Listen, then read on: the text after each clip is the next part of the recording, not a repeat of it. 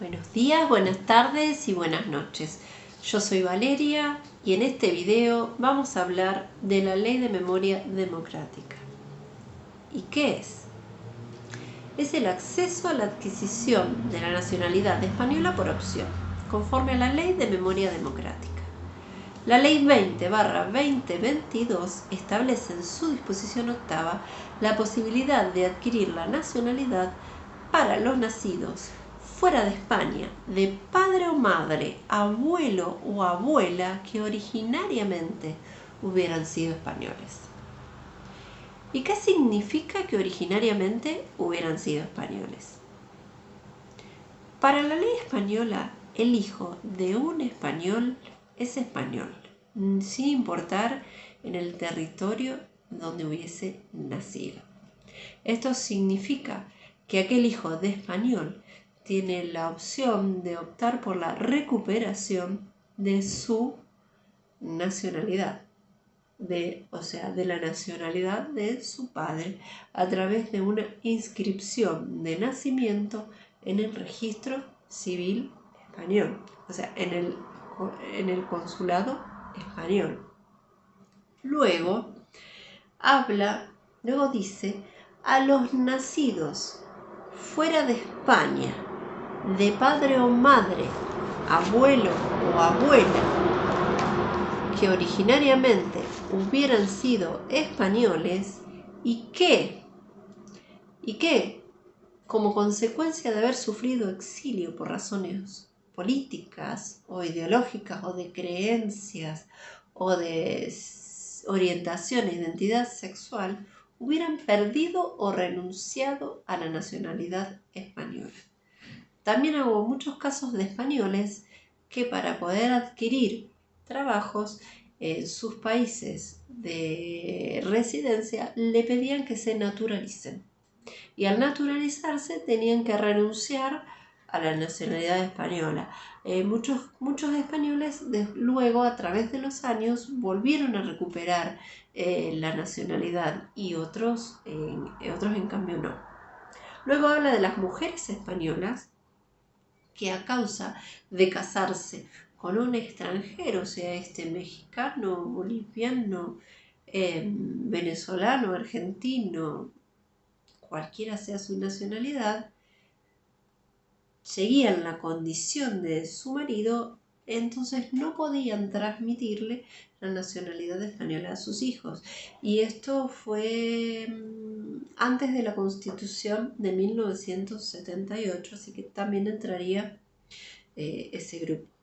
Y luego, por último, habla de los hijos mayores de aquellos españoles a quienes se les fue reconocida su nacionalidad de origen en virtud del derecho de opción, de acuerdo a lo dispuesto en la presente ley o en la disposición adicional séptima de la ley 52/2007 del 26 de diciembre del 2012. Y en esta ley va a estar en vigencia por el término de 2 años. 2 años con posibilidad de prórroga de 1 año más, mediante el acuerdo con ministros. El boletín oficial presenta 5 supuestos, que dependiendo de la situación particular, van a cuadrar en cada uno de los supuestos. La documentación estará arreglada por cada consulado. Si bien hay una instrucción establecida por el Boletín Oficial Español, cada consulado dispone una forma de organización para su entrega y esto debe hacerse en el lugar de su residencia. Así que, ¿qué más? Bueno, luego, el procedimiento es en forma presencial. Cada cual deberá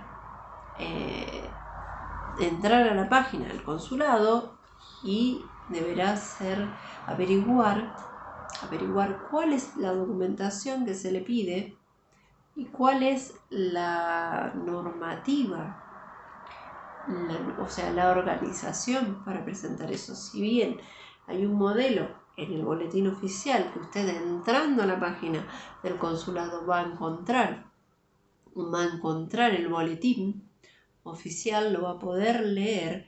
Cada consulado está organizado a su manera. Aquí intervienen tres principales ministerios: el Ministerio de Justicia, el Ministerio de Relaciones Exteriores y la Secretaría de Estado de la Memoria Democrática. Luego, estos son los tres organismos, son los tres organismos que están vinculados a la Ley de Memoria Democrática. Las oficinas de los consulados se rigen a través de los Ministerios de Relaciones Exteriores, que es el encargado de dar las pautas a las oficinas consulares en el exterior. El Ministerio de Relaciones Exteriores es el encargado de transmitir a los consulados y regular los criterios de gestión y las instrucciones para que sean de aplicación de la norma. La instrucción general emitida por el Ministerio de Justicia y publicación en el boletín oficial. Luego, podemos ir al anexo 1. Podríamos ir al anexo 1 en Rosario. Yo voy a hablar en esta oportunidad de Rosario. Muy bien. Apartado 1, anexo 1. Rosario. No nos olvidemos. Para los que viven en la demarcación consular de Rosario, se divide. El apartado 1 se va a dividir en caso A y caso B.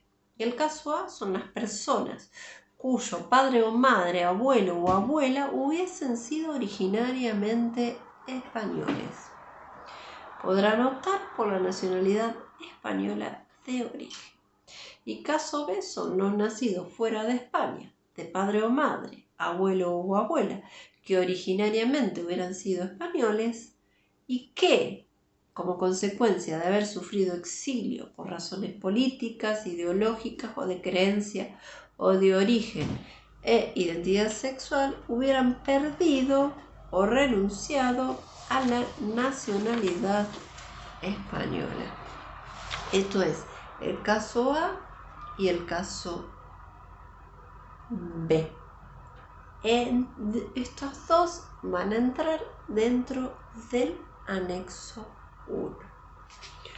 Luego, el apartado 1A corresponde al anexo 2 y habla de los hijos e hijas nacidos en el exterior de mujeres españolas que perdieron su nacionalidad por casarse con extranjeros antes de la entrada en vigor de la Constitución de 1978. Y el apartado 1B es el anexo 3, que los hijos e hijas mayores de edad de aquellos españoles a quienes les fue reconocida su nacionalidad de origen en virtud del derecho de opción de acuerdo a lo previsto en la presente ley o a la disposición adicional séptima de la ley 52/2007 del 26 de diciembre. El anexo 4, a fin de obtener la nacionalidad española de origen sobrevenida y siempre que cumplan con los requisitos establecidos. A. Las personas que, siendo hijos de padre o madre originariamente español y nacido en España, hubieran optado por la nacionalidad española no de origen en virtud del artículo 20.1b del Código Civil. Y el caso B, los hijos menores de edad de quienes adquirieron la nacionalidad española por aplicación de la ley 52/2007 que optaron en virtud del ejercicio del derecho de opción previsto en el artículo 20.1.a del Código Civil por estar bajo la patria potestad de un español. Y hasta acá es el video de hoy. Más adelante vamos a explicar cómo se hace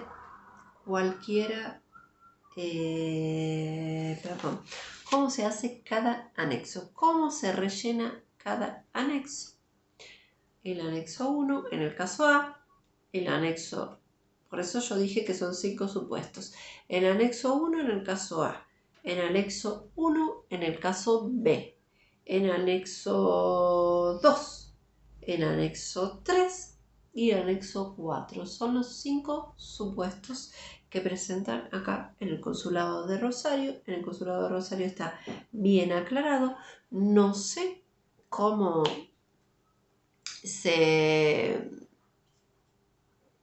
se manejarán internamente, lo desconozco todavía, no hay una estadística, pero sí lo único que puedo decir es que está muy bien separado el primer anexo, cosa que está muy bien interpretado y a lo que quiso decir el legislador. Así que, en mi opinión, esto lo puede hacer cada persona sin necesidad de un abogado. Ahora, aquel que lo decide hacer un abogado, mi recomendación sería que un abogado de extranjería, que son los que conocen la ley actual, la ley anterior, son los que vienen peleando el tema de extranjería hace muchos años.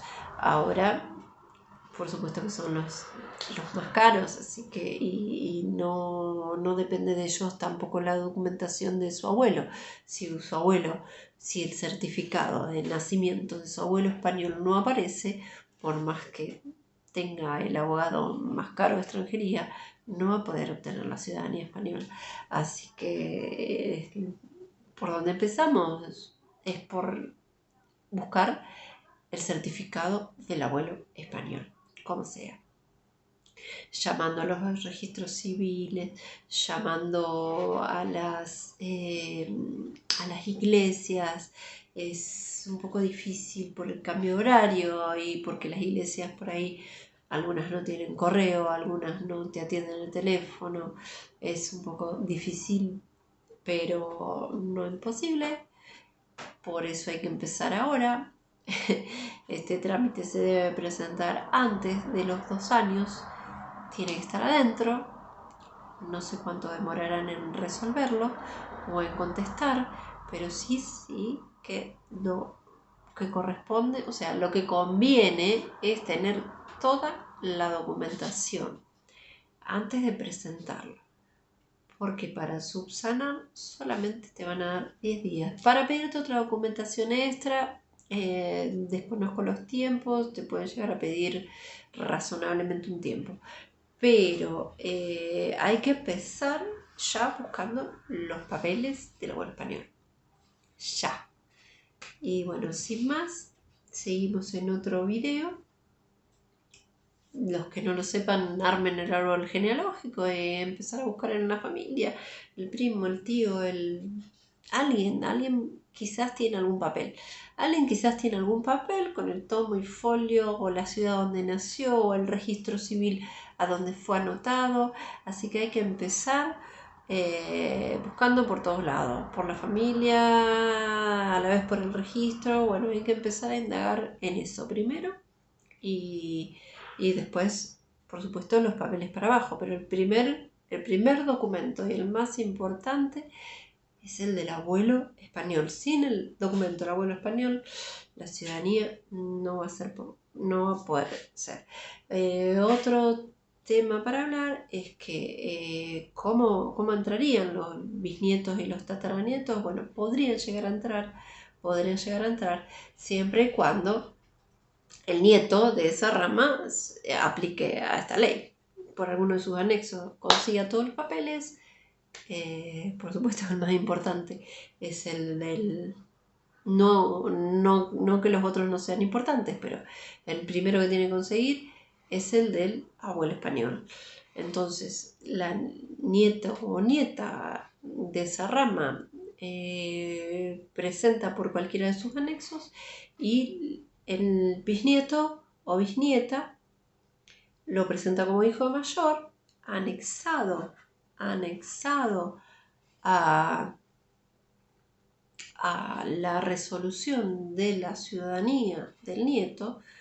Lo que tiene que hacer es, bueno, vamos a poner como ejemplo a mí.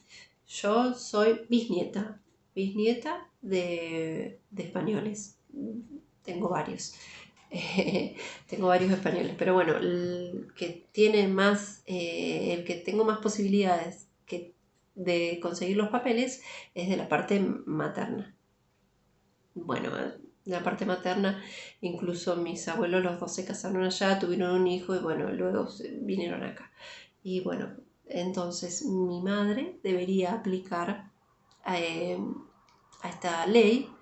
Entonces cuando ella tenga el turno y tenga el número de legajo, yo aplico como hija mayor a mi madre, presentando los papeles que siguen hacia abajo y presentando que mi ciudadanía está condicionada a la de mi madre y bueno, el número de legajo. Y mis hijas tienen que hacer lo mismo, aplicar a hijo mayor. Es así como funciona esta ley y así es como podríamos llegar a beneficiarnos, ¿no? Siempre y cuando avance la ley, porque al resolverse la ciudadanía de mi madre, por ejemplo, se resuelven simultáneamente las otras, pero todas quedan condicionadas a la ciudadanía de la nieta del español. Bueno, y sin más, nos veremos en el próximo video cómo rellenar el anexo 1.